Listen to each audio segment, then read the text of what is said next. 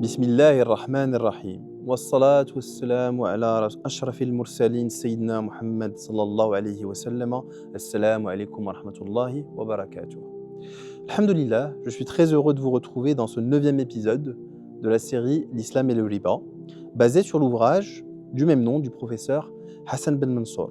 Je suis Karim Ben Tumi, conseiller en gestion de patrimoine spécialisé en finances participatives. Pour conclure le dernier chapitre de son livre, l'auteur s'intéresse à l'interprétation d'un célèbre verset du Coran qui nous dit « Dieu a permis le commerce et rendu illicite l'usure ». Il nous indique, selon lui, les principales différences entre les deux. Tout d'abord, dans le commerce, on achète une seule fois et on paye en une seule fois. On paye une seule fois pour la même marchandise. Pour l'usure, l'emprunteur prend une seule fois la somme d'argent qui est assimilée à une marchandise, mais il paye plusieurs fois son prix. Ensuite, le prix correspond à la marchandise quand on achète finalement dans le commerce. Dans le prêt usuraire, le taux d'intérêt pratiqué est à la fois pratiqué sur le capital prêté et parfois sur les intérêts générés. Donc est-ce que cette usure finalement, est-ce qu'elle est payée de double en double? Est-ce que le fait de payer l'intérêt sur les intérêts, est-ce que ça fait que le riba est licite? Selon l'auteur qui cite Rachid Rida, il s'appuie sur un avis de Abu Hanifa. Le contrat de prêt pourrait devenir valable si on supprime toute cause de nullité. C'est-à-dire que si on enlève au contrat de prêt les aspects qui en font quelque chose d'illicite, c'est-à-dire quelque chose qui est adraf muda'afa, donc une usure qui augmente, eh bien, selon cet avis-là, on pourrait en fait considérer que c'est autorisé, mais l'auteur précise bien qu'il s'agit là d'un avis minoritaire. Et c'est ce qui amène finalement l'auteur à se poser la question, qu'est-ce que pourrait être un taux d'intérêt, je cite, licite et juste?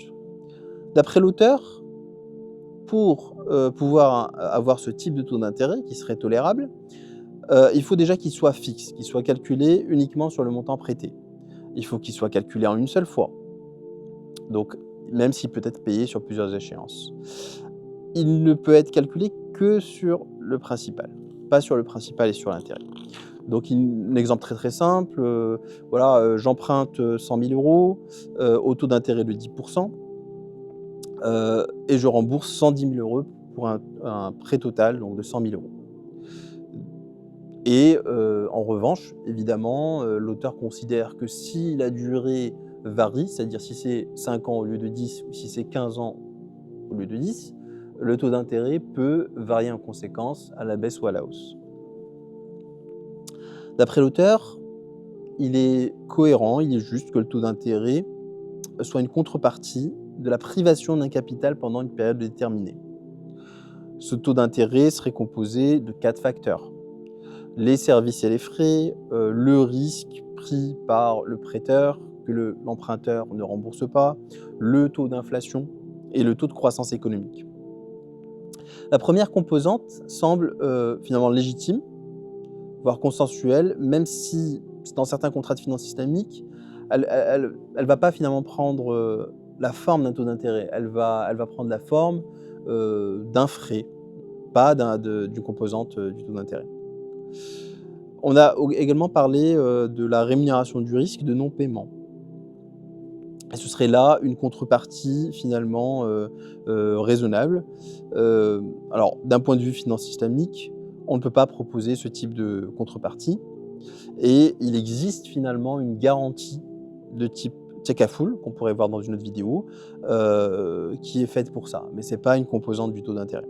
Le professeur nous indique aussi en raison du taux d'inflation, il faudrait finalement, c'est une composante du taux d'intérêt, il faudrait l'intégrer dans ce taux d'intérêt et que ça explique une partie du taux d'intérêt.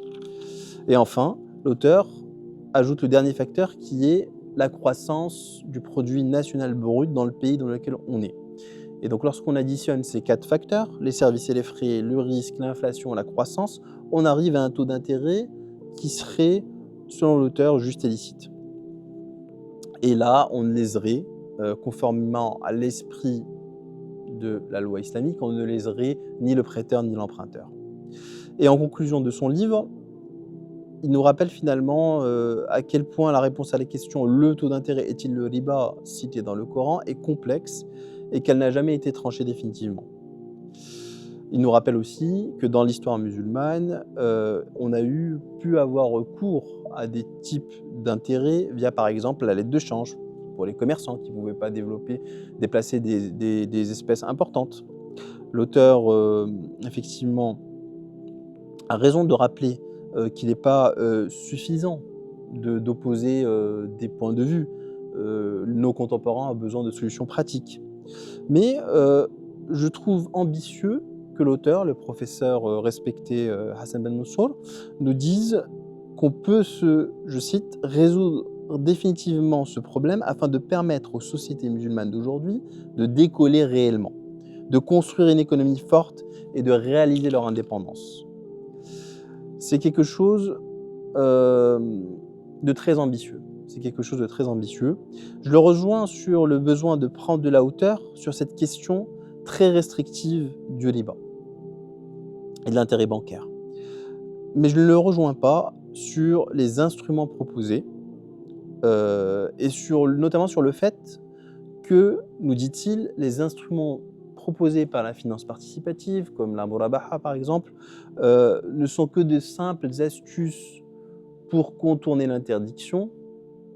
C'est quelque chose, avec laquelle je ne suis personnellement pas d'accord et je pense qu'au contraire qu'en tant qu'expert de la finance participative, notre métier n'est pas de nous substituer aux fuqaha, nous ne sommes pas des fuqaha.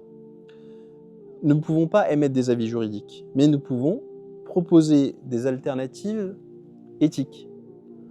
Nous pouvons nous mettre dans un cadre et suivre des principes. Et dans les principes que propose la finance participative, on part de ce principe-là qu'on va éviter le recours au taux d'intérêt. C'est principiel, on part de ce principe. Et à partir de là, on va développer des solutions, donc que ce soit via la murabaha, que ce soit via d'autres solutions, qui vont permettre d'atteindre les objectifs que souhaitent atteindre nos contemporains dans le cadre de leurs transactions économiques, dans le cadre de la réalisation de leur projet de vie, autant que possible, sans avoir recours à des instruments qui, quel que soit finalement l'avis des fuqaha qu'on retient, finalement, c'est une question qui va nous travailler parce que très souvent, on ne se sent jamais sûr à 100% de la réponse.